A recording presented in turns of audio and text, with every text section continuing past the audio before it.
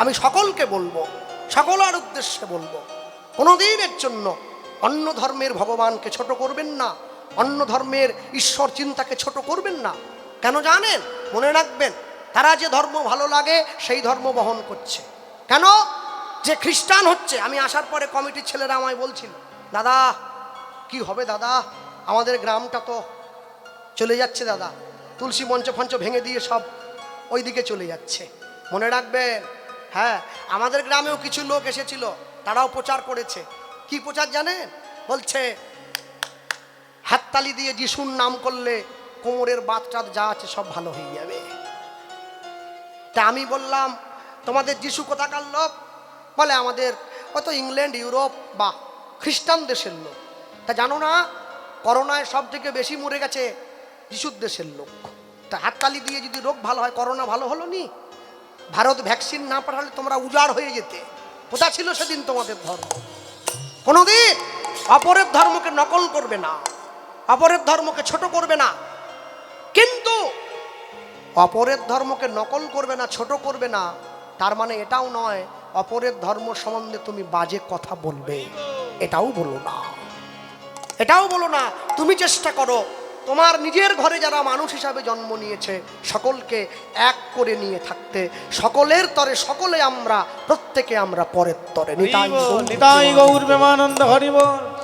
আর এই যে মায়েরা বসে আছো, সকল মায়েরা, আমি তোমাদের বলবো, বাংলার মায়েদের মানসিকতা ভেঙে দেওয়ার জন্যে মানুষের মধ্যে গভীর চক্রান্ত চলছে। চক্রান্তটা কি? বাংলার মায়েদের মানসিকতাকে নষ্ট করে দেওয়ার জন্যে দুটো জিনিস প্রত্যেকের ঘরে ঢুকিয়ে দেওয়া হয়েছে, একটা স্টার জলসা আর একটা জি বাংলা। বিকেল 5টার থেকে রাত্রি 11টা পর্যন্ত তোমরা বসে বসে টিভির সামনে বসে ওই সব বাজে জিনিস, সিরিয়াল নামক বস্তু, যা শুনে কোনোদিন কল্যাণ হয় না, ওইগুলো দেখছো। মনোভাব নষ্ট হয়ে যাচ্ছে। একটা করে নায়কের 5টা করে বউ, একটা করে সংসারে 8টা করে কুটনি, তোমরা বসে বসে দেখছো। দেখো না, 10-5 মিলি নিজ দুয়ারে বসিয়া কীর্তন করিবে সবে হাতে তালি দিয়া, স্ত্রী পুত্র সকলকে সঙ্গে নিয়ে নাম গাইবে, এতে সংসারের কল্যাণ হবে। যদি বলো বাবা কল্যাণ তো চোখে দেখতে পাচ্ছি না, শোনো, ব্যাংকে যখন টাকা রাখো, টাকাটা তুমি যখন পরবর্তীকালে একসঙ্গে পাও, তার সঙ্গে কিছু টাকা সুদে বেড়ে যায়। টাকা রেখেছিলে বলে টাকা যে সুদে বেড়েছে, ব্যাংক তোমায় জানিয়ে বাড়িয়েছে কি? টাকা রেখেছো, রাখা মানে বাড়বে। তুমি ভালো কাজ করলে ভালো ফল তুমি পাবে। কর্ম তোমার ভালো হলে ভাগ্য তোমার দাসী, হৃদয় তোমার ভালো হলে ঘরেই মথুর আকাশী। কাজ ভালো করো সব সময়ের জন্য। হ্যাঁ, ভ্যানওয়ালা, টোটোওয়ালা, রিক্সাওয়ালা, সরকারি চাকুরিজীবী, কর্মী, ছাত্র, স্টুডেন্ট, যারা পড়াশুনো করছো, সবাই নিজের ধর্মের মানুষের প্রতি সহানুভূতিশীল হবে, নিজের ধর্মকে রক্ষা করে চলবে। একটা মুসলমান পাড়ার একটা ছেলেকে চড় মেরে দিলে পুরো মুসলমান পাড়া ঝাঁপিয়ে চলে আসে, আমাদের ছেলেকে কেন মারলে? একটা হিন্দু বাড়িতে একটা হিন্দু পাড়ার ছেলে, সে যদি রাস্তায় পা ভেঙে পড়ে থাকে, তাহলে তাকে বাঁচাবার জন্য কেউ ছুটে যায় না, সকলে মোবাইলে ছবি তোলে। এই কাজ করো না। এই কাজ করলে তোমার নিজের ধর্মকে ছোট করা, নিজের সম্প্রদায়কে ছোট করা, নিজের মনোভাবকে ছোট করা। সব সময় মনে রেখো আরেকটা কথা, অনেকে আমাকে বলেছে যে দাদা ব্রাহ্মণ্যবাদের বিরুদ্ধে কথা বলছিলেন ঠাকুর মহাশয়, আপনিও তো মাঝে মাঝে বলেন। নিশ্চয়ই বলি।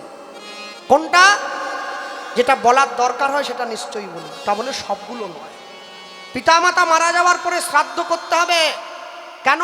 শ্রাদ্ধ আমার বিশ্বাস, আমার বিশ্বাস যে এতে করে আমার পিতামাতা মুক্তি লাভ করবে, সেটা আমার বিশ্বাস। আপনি সেই বিশ্বাসে বাধা দিতে পারেন না। যার ভালো লেগেছে করাবে, যার ভালো লাগেনি সে করাবে না, তার ব্যক্তিগত ব্যাপার। কিন্তু আপনি করাননি বলে জগতে আর কেউ করাবে না, এ চিন্তা তো ভুল। এখনো অনেক ব্রাহ্মণ আছে যারা ত্রিসন্ধ্যা গায়ত্রী জপ না করে জলগ্রহণ করে না। তুমি কজনকে চেনো? কজনকে দেখেছো? তুমি তো জানো না। ইসকনের যিনি বর্তমান অধ্যক্ষ রয়েছেন জয়পতাকা স্বামী মহারাজ, তিনি যখন প্রথম ভারতবর্ষে এসেছিলেন না, দমদম বিমানবন্দর এরোপ্লেন থেকে নামার সময় নিজের পায়ের জুতোটা খুলে কর্মচারীর হাতে দিয়ে দিয়েছিলেন। সাংবাদিকরা প্রশ্ন করছিল, আপনি ইসকনের প্রেসিডেন্ট হয়ে জুতোটা খুলে কর্মচারীর হাতে দিলেন কেন? তিনি উত্তর দিলেন, যে ভারতবর্ষের মাটিতে আমার চৈতন্য মহাপ্রভুর চরণের ধুলি আছে, আমি কত বড় মূর্খ, সেই ভারতবর্ষের মাটিতে প্রথম পা দেব, তাও আবার জুতো পরে। ভাবো, বিদেশি হয়ে ভগবানকে চিনে গেল, আর আমি নিজের বাপকে বাপ বলা ছেড়ে দিয়ে শ্বশুরকে বাপ বলে ডাকা অভ্যাস করছি। হ্যাঁ, যে জামাই শ্বশুর বাড়ির যত নিকটে যাবে, জন জামাই ভাগনা, হ্যাঁ বাকিটা মায়েরা ভালো জানে, যাক ছেড়ে দাও সে কথা।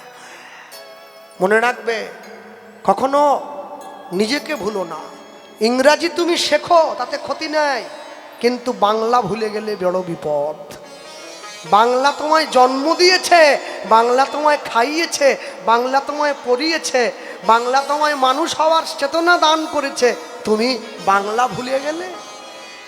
হ্যাঁ, হে বঙ্গ ভাণ্ডারে বিবিধ রতন, তা সবে অবদ আমি অবহেলা করি, পরধন লোভে মত্ত করিনু ভ্রমণ, পরদেশে ভিক্ষাবৃত্তি কুক্ষণে আচরি, কাটাইনু বহুদিন সুখ পরিহরি। মাইকেল মধুসূদন দত্ত, তিনি খ্রিস্টান হয়ে গিয়েছিলেন, আবার বাঙালি হয়েছেন। কেন? আমরি বাংলা ভাষা মোদের গরব, মোদের আশা, কোনোদিনের জন্য ভুলবে না। ভারত ভূমিতে মনুষ্য জন্ম হয়েছে যার, জীবন সার্থক করি করবে পর উপকার। অনেক সৌভাগ্যের ফলে তুমি ভারতবর্ষের মাটিতে জন্ম নিতে পেরেছ, তোমার জন্মধন্য। ভারতবর্ষের প্রত্যেকটি গ্রাম তপস্থলী, প্রত্যেকটি গ্রামের ধুলি সাধুর বৈষ্ণবের চরণ ধুলি।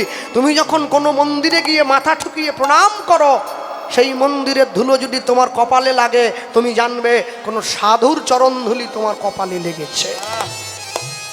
এই হচ্ছে ভারতবর্ষ। একটা 10 বছরের মুসলমান বাড়ির ছেলে প্রতি শুক্রবার করে লুঙ্গি পরে, পাঞ্জাবি পরে, মাথায় টুপি পরে মসজিদে চলে যায়। ওকে ডেকে জিজ্ঞাসা করবেন, কোথায় যাচ্ছিস? বলে মসজিদে যাচ্ছি। বলে কেন? বলে নামাজ পড়তে যাচ্ছি। কেন? নাম আজ, কালকে নয়।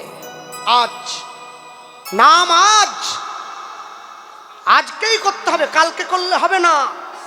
10 বছরের ছেলে হয়ে আজ থেকে নামাজ পড়ে, আল্লাহকে ডাকে, খোদাকে ডাকে, আর তুমি 80 বছরের বয়স্ক লোক, তোমাকে হরিনাম নিতে বললে তুমি বলো আমার এখনো অনেক দেরি আছে।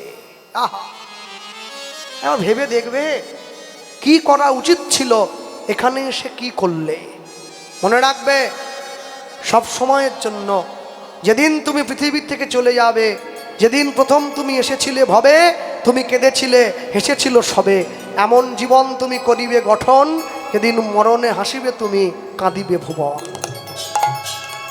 দেখো, এই যে ভগবানের মন্দির আপনাদের এই গ্রামে, আমি এবছর বলে যাচ্ছি, প্রচার করে গেলাম, মায়েরা এবং বাবাদেরকে দায়িত্ব নিতে হবে।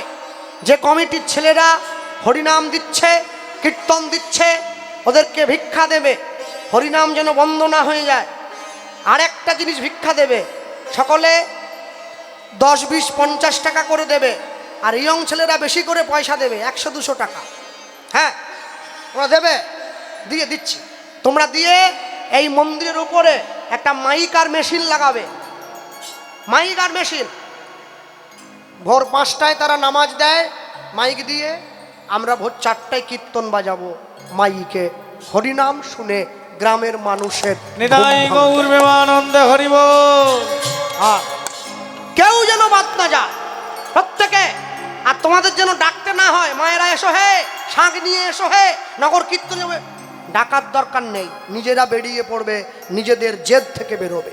আপনাদের দক্ষিণ 24 পরগনার সব থেকে বড় আসর মালঞ্চ হরি বাসর, আমাদের কীর্তন আছে, মালঞ্চ হরি সভায়। কমিটি যখন আমায় বলল, দাদা আমাদের নগর কীর্তনে 12,000 মায়েরা বেরোয়, 12,000, বড় আনন্দ পেয়েছি আমি। হ্যাঁ, এখনো বেঁচে আছে সনাতন ধর্মের মানুষ, দেখিয়ে দিলাম। ঐক্য নষ্ট করবে না, হাত ধরবে, ঐক্য হবে। কেন জানো? মনে রেখো, বড় ভাই আর ছোট ভাই মারপিট লেগেছে, ছোট ভাইয়ের গায়ের জোরটা বেশি, বড় ভাইয়ের গায়ের জোরটা কম। তো ছোট ভাই, বড় ভাই তো পেরে উঠছে না ছোট ভাইয়ের সঙ্গে গায়ের জোরে, কি করলো জানো? মুসলমান পাড়া থেকে 3টে লোক ডেকে এনে ছোট ভাইকে মার খাওয়ালো। তো বড় ভাই বলছে সামান্য সম্পত্তির জন্যে তুই মুসলমান পাড়া থেকে লোক ডেকে এনে আমাকে মার খাওয়ালি। শোন, আজ ওরা ছুটে এসে আমায় মারলো তোর কথায়, একদিনকে ওরা তোকে ধরেও মারবে, সাহসটা তুই দিয়ে দিলি। হরিব কোনোদিনের জন্য নিজেদের হাত ছাড়বে না। যতই শত্রু থাক, যতই ঘৃণা থাক, বিপদে পড়লে একে অপরের পাশে যে হাত ধরে দাঁড়িয়ে পড়বে। আর ইয়ং ছেলেরা যারা আছো, তোমরা বিশেষ দায়িত্ব পালন করবে। রাস্তার পাশে বসে তাস না খেলে, রাস্তার পাশে বসে জুয়ো না খেলে, মদের দোকানে বিড়ির দোকানে সময় না দিয়ে যাতে গ্রামের মঙ্গল হয়, সমাজের মঙ্গল হয়, তোমরা সেই চেষ্টা করবে। এতে তোমাদের সার্বিক মঙ্গল লাভ হবে। ভক্তমণ্ডলী, ভক্তিমতী মায়েরা, হ্যাঁ, এই কমিটির বাবারা, আপনারা ধৈর্য ধরে বসেছেন। সকলের কাছে ভিক্ষার জন্য যাবে। আপনাদের যার যেমন ক্ষমতা ভিক্ষা দেবেন। হ্যাঁ, বাবারা কোথায়? বেরিয়ে পড়ুন ভিক্ষার জন্যে। আরেকটা কথা, ভিক্ষার কথা বললেই লোকে লুঙ্গি ধরে উঠে পড়ে, বলে জায়গাটা রাখ, বাইর থেকে আসে না। যে দেবেন না তার প্রতি কোনো জোর নাই, কিন্তু বাইরে লাগানোর দরকার নেই। কেন? পচা আলু তো একটা পচে গেলে 5টা নিয়ে পচে যাবে, একজন উঠে গেলে পিছনে পিছনে আরো 4জন। ওটি করনি।